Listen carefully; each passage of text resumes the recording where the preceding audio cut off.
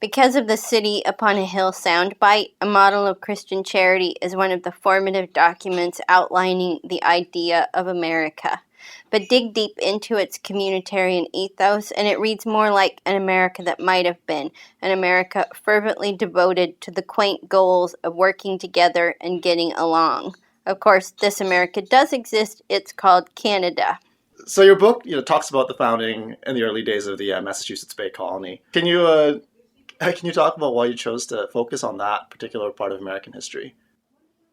I like the sermons, the sermons of Puritan Massachusetts. That's really the writing, actually, was what drew me to them in the first place. John Winthrop, in his sermon, A Model of Christian Charity, one of my favorite pieces of writing. And I had been kind of waiting around for a reason to write a book about them.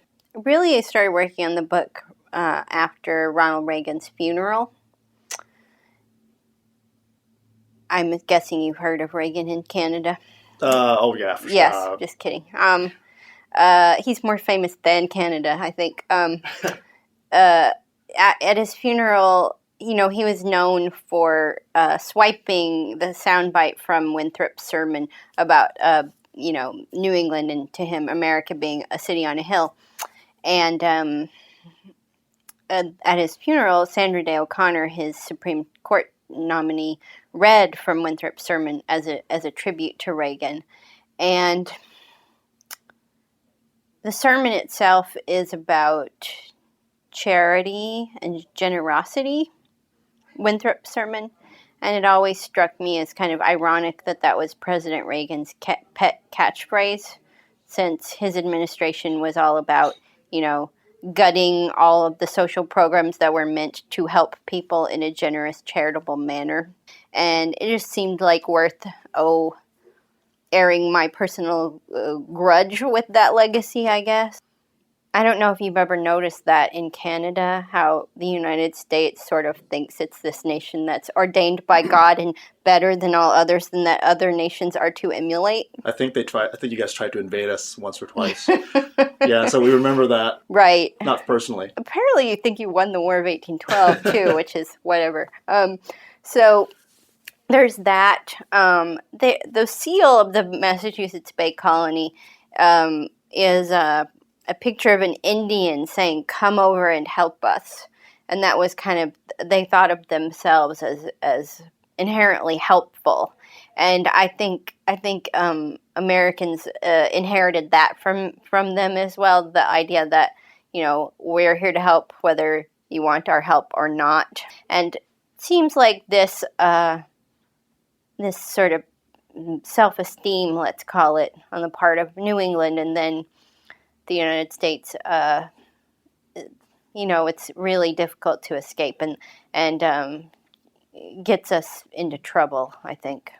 I mean, I've read some of your other work, and I know that you definitely like to explore this, Americanism or the Americanness, like qualities that make Americans and America what it is. Mm-hmm. Why are you so drawn to that in your work? I think part of it is the inherent dramatic contradictions within American history, especially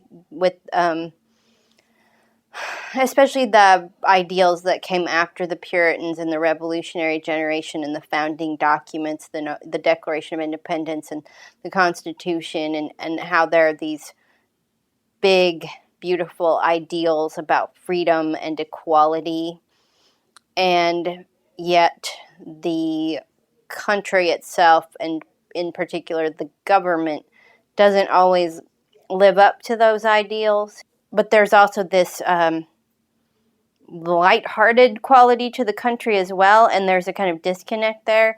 The American writer Steve Erickson says that the two things America is good at are annihilation and fun, and that disconnect is constant fodder for me. And I'm specifically interested in words. I mean, and I'm always interested in what we as Americans say about ourselves versus what we actually do. And there's irony there, and there's also humor. There's something inherently humorous or at least ironic about a country that talks up its ideals and the idea of itself as, the inherently greatest of all nations when, constantly it's like literally a battlefield most of the time. I mean, for a place with such high ideals, there's a pretty high body count. There's been some really interesting wordplay going on in this election. Well, specifically, the McCain campaign's attempt to really kind of paint this us versus them picture of the real America versus the fake America. Yeah. Oh, any thoughts about that? I guess you live and work in fake America, so. Well, I was born in real America. Literally, I was born in Okie, from Muskogee, which is a Merle Haggard song, so it doesn't get much more real America than that. But I do live in New York City, the apparent fake America. And as a citizen of New York City, I find all of that rhetoric incredibly offensive, especially when members of the Republican Party in general and John McCain and Sarah Palin in particular come to New York. And, she came to New York on the anniversary of 9/11 and seeps herself in the, violence of that attack and talks about, about how the possible McCain administration is about, preventing that from ever happening again. And then, then she leaves and then goes somewhere else and talks about the real America and that you're only a real American if you live in a small town somewhere in the middle of nowhere. I find incredibly disgusting because I feel like, that New York City was, and that the East Coast in general was American enough for Al-Qaeda to attack. So it should be American enough for the Republican presidential candidates, I mean, that kind of talk is incredibly offensive and it's probably racist. And it is destructive and divisive, and it makes me obviously just insane. Now, with elections winding down and deal with this book out of the way, what are you working on next?